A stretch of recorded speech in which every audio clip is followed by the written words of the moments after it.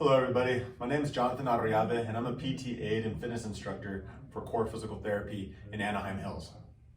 For today, I'd like to talk about a lunge exercise that can be performed at home very easily using something like a furniture slider or even a solid piece of Tupperware, a firmer piece of Tupperware. You can do this on carpet, on hardwood floor, something that's slick enough to make you slide, right? So that exercise is a reverse sliding lunge with an overhead press. But I'm also going to show with the chest press as well. The chest press is going to give you a little bit more stability in the sense that we're not actually pressing up against gravity. We're going to be pushing out directly out in front of us. So it's going to be a lot of shoulder stability work and then just a lot of motor control overall since we have a lot of parts moving at the same time. Okay, so it's going to, once again, another whole compound movement, challenging the entire body, arms, core, legs, and your mental fortitude. Okay, so the reverse sliding lunge, right? So a lot of the principles that we've talked about before on lunges, presses, things like that, everything applies, everything is always the same. Always go back to your fundamentals, okay? So with the lunge, remember, common misconception, when we lunge backwards, we don't want to narrow our base of support. We want to keep that hip width apart, okay? The more your hip width apart, you're going to have a sturdier base of support and reduce your risk of losing your balance, falling over, and you're going to have more control and stability, which is really going to optimize your exercise, okay? So I'm going to put that slider down on the ground. As far as the slider that you use, if you're using Tupperware, probably more of the more oblong rectangular sizes, kind of more the size of your foot, okay? The smaller ones are a little tougher, not that you can't use them, but you got to push down through your toes to really keep it put there, okay? I'm just using a dowel here, okay? So just a nice long stick. Of course, we want this to be a resisted exercise, so you can definitely do this with a barbell. Nothing too heavy that it's overwhelming, you can't move, or nothing too light and you're just flying right by the exercise and you're not really putting any sort of stress on your body, okay? A positive stress, that is. All right, so just using the dowel here. I'm gonna start with the first one with just an overhead press. Okay, so with our lunge here, we're hip width apart. I've got my right leg on the slider here, and then I'm just gonna stay in a rack position, okay? So palms are facing out, elbows are tucked back, so kind of like in this W position, if you can't see that. Okay, let me put that to the side. So we're in this position here, okay? So ready to push. Once again, we're shoulder width apart, W position, shoulder blades tucked back, big chest, so we're keeping upright. Now, as we're going into our lunge, we're gonna slide back.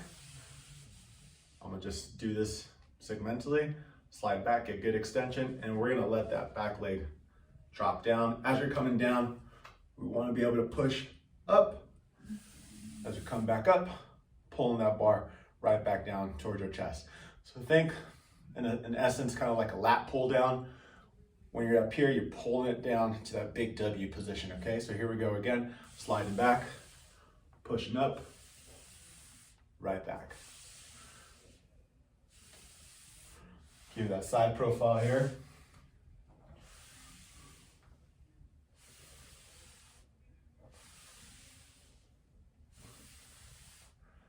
Okay, so that's your overhead press. Switching to the other leg, you can also do a chest press if you got more weight.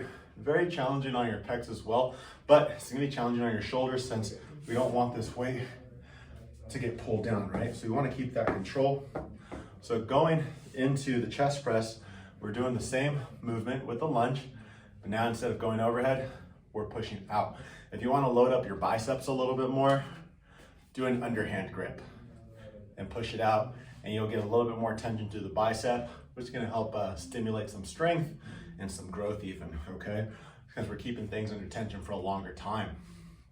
So once again, we're hip width apart, go into our slide. As you slide back, you're gonna push it out, pull it right back in. When we're pulling it in, think like a row. We're right here. We're not pulling up top where we're shrugging, right? Big upper traps, we need to keep those relaxed as much as possible. So let's allow our shoulder girdle to be depressed, right? So we don't want to be up here, keeping everything nice and relaxed and depressed, so not seeing any elevation, right? So once again, we're gonna come through, press out, pull it back in. Press out, pull it back in. here's a side profile once again. Sliding back, press out, pull it back in. Press out, and pull it back in, okay?